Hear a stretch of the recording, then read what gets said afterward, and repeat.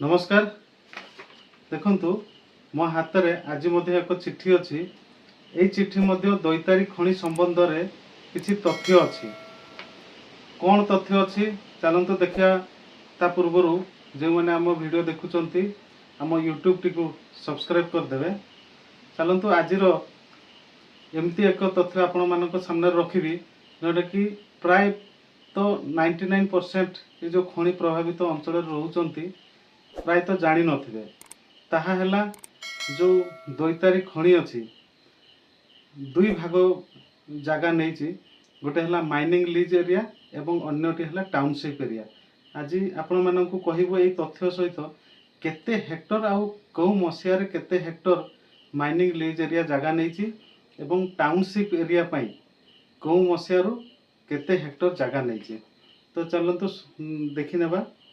तो mining lease area सी नहीं 1018.3085 Hector नहीं वर्तमान सुधा, जोटा कि माइनिंग लीज एरिया भितर जाउछि जोठू से खଣି उत्पादन जो करूछि बा लुहा पत्थर उत्पादन करूछि ताहा हला वर्तमान सुधा 1018 बा 1018.3085 हेक्टर 1018.3085 हेक्टर वर्तमान सुधा जगह नहीं ताहा भी 2036 पर्यंत लीज रही जहाँ आम डॉक्यूमेंट्स अनुसार कहूँ 2036 पर्यंत जो माइनिंग लीज एरिया सरी जाउछि।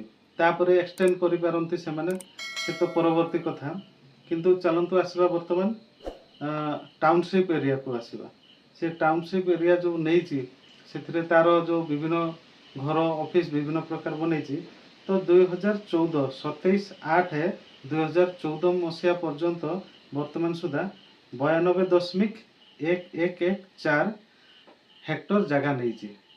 तो वर्तमान सुधा तो रेकर्ड या कहूँ जे माइनिंग लीज एरिया 1018.3085 हेक्टर जगह नहीं एवं टाउनशिप एरिया 92.1114 हेक्टर जगह नहीं।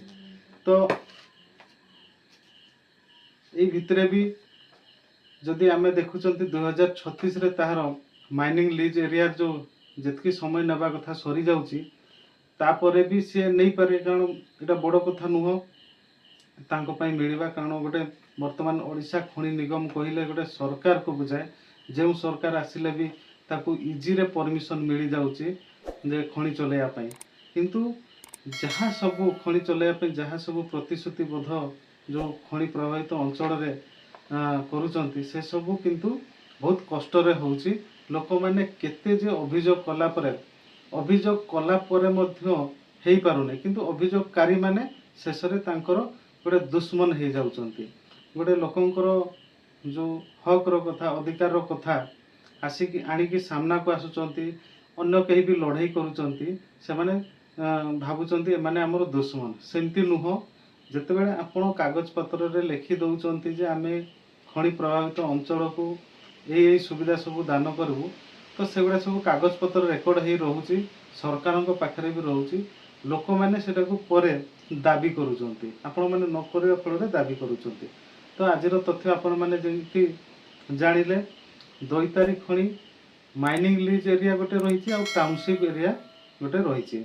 माइनिंग लीज एरिया आपण मैंने जमी कहली 1018.3085 हेक्टर वर्तमान सुधा जगह नहीं एवं टाउनशिप एरिया 2014 मसीह पाखापाखि 92.1114 हेक्टर वर्तमान सुधा जगह नहीं।